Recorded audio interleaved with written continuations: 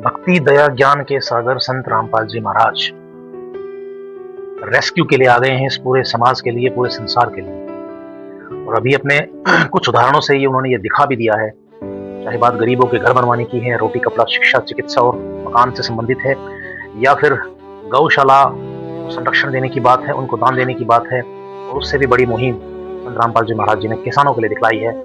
पिछले 2 महीने से संघर्ष कर रहे थे, उनके खेतों में जो पानी भर गया था, बाढ़ जैसी सिचुएशन हो गई थी। अगर वो पानी ना निकलता तो शायद हो सकता था कोई और भी बहुत भयंकर सिचुएशन किसानों के साथ आ सकती। परंतु आपको क्या लगता है, संत रामपाल जी महाराज जी ने ये काम सारे के सारे इतनी सहजता से कर दिए हैं, जिसको भी रिक्वायरमेंट थी।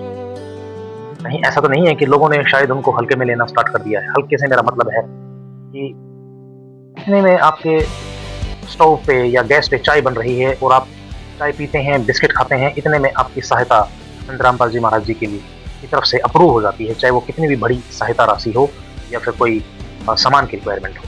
इतना आसान है ना। परंतु कहीं ऐसा तो नहीं है कि आप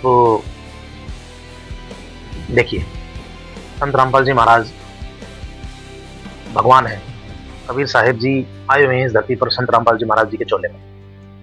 ये हम भगत लोग हैं जो उनके कई करोड़, ये भली बात ये जानते हैं और अब कुछ जगत भी जानने लगा है इस प्रकार की बातें। परंतु मैं आपको बताऊं कि संत रामपाल जी महाराज जी ने इतनी सहजता से, इतनी आसान तरीके से, इतनी इजीनेस से जो लोगों की मदद करी है, उसका मुख्य कारण क्या है? उनके अंदर जो दया है ना, ये उनका मुख्य कारण है। और दया जो गुण होता है वो परमात्मा का होता है। होनी तो ये इंसान में भी चाहिए, लेकिन इंसान में नहीं है, कम है वो। और जो पूर्ण संत होते हैं और जो परमात्मा होते हैं, उनके अंदर ये कूट कूट के भरा होता है, अथाह सागर होता है दया का। तो वो तो अपना काम करेंगे। अब आप देखिए कि आपको क्या करना है।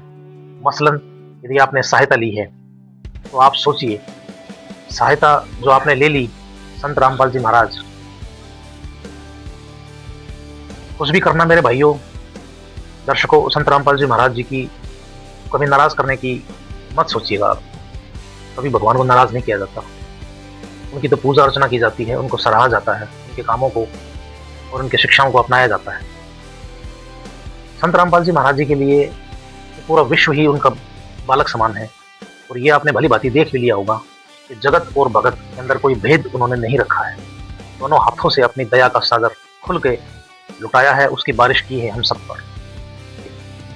लेकिन फिर भी ऐसे कुछ तत्व हैं जो गलत सोच रहे हैं आज भी। मेरी ये स्पेसिफिकली उन लोगों से गुजारिश है, चाहे वो गांव के लोग हैं, चाहे वो शहर के लोग हैं, या फिर कोई ऐसा मस्जिद।